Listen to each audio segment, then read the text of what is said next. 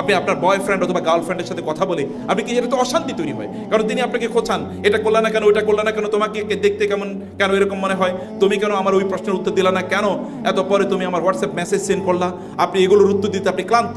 অথচ দেখেন সেই সময় আল্লাহ সুবহানাহু ওয়া তাআলা যখন আপনি দাঁড়ান, আপনার মানসিক সকল অস্থিরতা দূর হয়ে যায়, ফ্রেশ একটা প্রশান্ত অন্তর আপনি পান।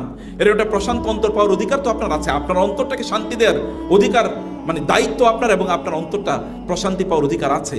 আপনি তখন উঠেন, ঘুমের থেকে জেগে উঠুন, 2 রাকাত নামাজ আদায় করুন, একাকি আপনি আল্লাহ সুবহানাহু ওয়া তাআলার কাছে আপনার বক্তব্যগুলো, আপনার কথাগুলো, আপনার প্রেয়ারগুলো, প্রার্থনাগুলো আপনি উপস্থাপন করুন, আপনার যা মনে হচ্ছে আপনি তা বলুন, হালাল কথাগুলো আল্লাহ সুবহানাহু ওয়া তাআলাকে আপনি বলুন।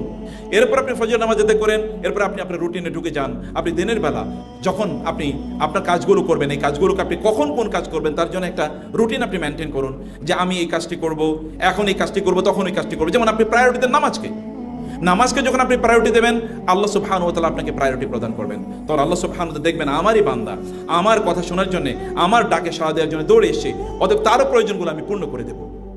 আল্লাহ সুবহানাহু ওয়া তাআলা দেখতে চান আপনার অন্তর, যে আপনি অন্তর দিক থেকে আল্লাহর প্রতি কতটা আপনি অগ্রগামী আছেন, সেটি মহান আল্লাহ সুবহানাহু ওয়া তাআলা দেখতে চান। অথবা আল্লাহ সুবহানাহু ওয়া তাআলাকে আপনি দেখিয়ে দেন যে তার ডাক যখন এসছে তখন আপনি সে ডাকে সাড়া দিয়েছেন, এবং এটা প্রথম সারিতে আপনি সাড়া দিচ্ছেন এবং মনোযোগের সাথে আপনি সাড়া দিচ্ছেন।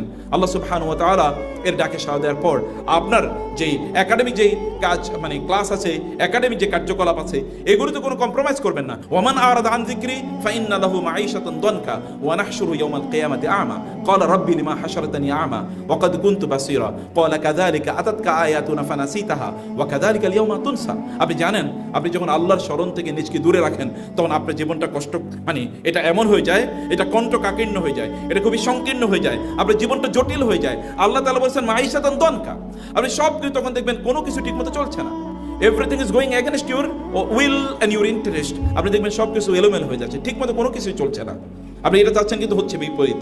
এই অবস্থা কেন হয়? কারণ আপনি আল্লাহ সুবহানাহু ওয়া তাআলাকে আপনার পক্ষে রাখেন নাই। কে আপনার পক্ষে থাকবে, আল্লাহ নাকি শয়তান?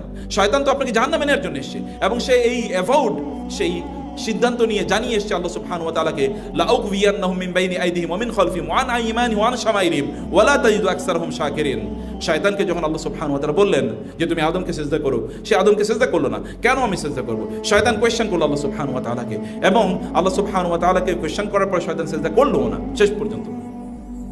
আল্লাহ সুবহানাহু বলেন তুমি আমার রহমত থেকে বঞ্চিত, যাও তুমি সরে যাও এখান থেকে। সে বলে তাহলে কিয়ামত পর্যন্ত আমাকে বেঁচে থাকার সুযোগ দেন, আমি আপনার বান্দাদেরকে যাদের কারণে আমি পথভ্রষ্ট হলাম তাদেরকে আমি ডান দিক থেকে, বাম দিক থেকে, সামনে থেকে, পেছন থেকে আমি তাদেরকে কি করবো? পথভ্রষ্ট করবো, এবং নিচ থেকে পথভ্রষ্ট করবো। শুধু উপর থেকে না, কারণ উপর থেকে ওহী আসে, এই জায়গা থেকে না, কিন্তু